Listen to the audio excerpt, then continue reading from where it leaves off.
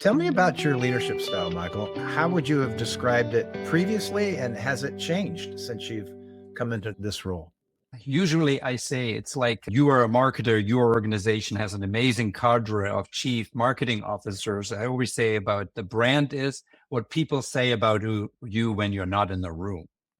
And so I'd rather have others answer this question. My aspiration is, and that's sometimes not easy, and people know this, if you have a title like the CEO, you're not the first person people want to come and confide in.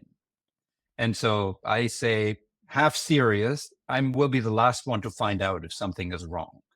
And so you want to have, enough trust in an organization, in your people, that people want to tell you bad news. At the same time, I'm clearly responsible, and I will give one example, which was very jarring, incredibly tough for everybody involved. During COVID, when our endowment suffered significantly, when fundraising fell by more than 50%, I let 30% of the staff go. And why do I give you this example? Not because I'm proud, but my leadership style is I do look at the facts. I do have a finance background. Maybe the corporate background does come in there more, because I know I was one of the first executives of our type of organization who made very, very drastic and quick decisions, because I wanted to secure the organization for the future.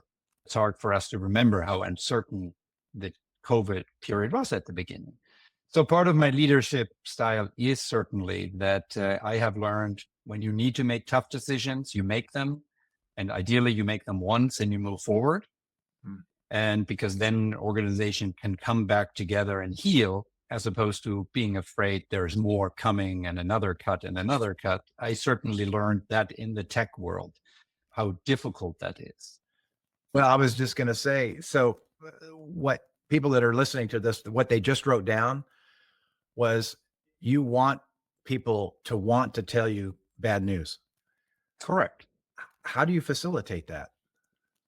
I don't think there's a formula, right? The word trust is important. Ideally, you have a leadership team. I mentioned my head of HR. You have people around you who give you that truth, who tell you that, whether you like it or not. And I always say feedback, it doesn't mean that you always agree. It means you listen, you accept it, and you thank for it. And then you need to make your own determination. But the more senior you are, the more difficult that is. And I've both experienced it for my own roles as well as with other CEOs that I worked for. You need to be very careful. You say something and people think that was an order. And I don't give orders, but then you do that, right? That is a challenge I think that everybody in senior leadership organizations experiences. I perceive myself, I look at my staff, our colleagues, at people that I deeply value. I care for that they have a successful and career. By the way, sometimes that means people have to leave. We're a very small organization, and sometimes we cannot provide a career path. And people, I think, were shocked when I would say that. I don't want to lose a great employee, but I also care that people have one life. You need to make sure that you can accomplish and you can live the way you want. But we try to do the best that we can. My leadership style includes that I look at metrics.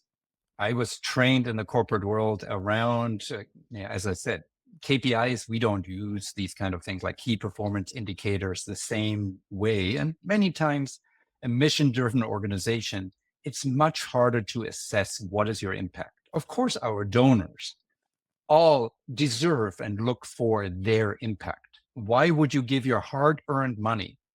You're looking to make a difference. How do you measure that? Is sometimes quite a bit harder than in the for-profit world. And I have those conversations with colleagues, right, in the for-profit world. So my leadership style, I think I deeply care about people. I enjoy working with people, but my job is also to make decisions that are right and important for the organization. And they may not feel good for certain individuals. They may sometimes look harsh, and you still have to make them. That's what we get engage. That's what we get hired for. I'm being paid with donor money. The organization wants a long-term successful organization. And that's the spirit. At the same time, we want development. We have individual development goals for our staff. We do retreats.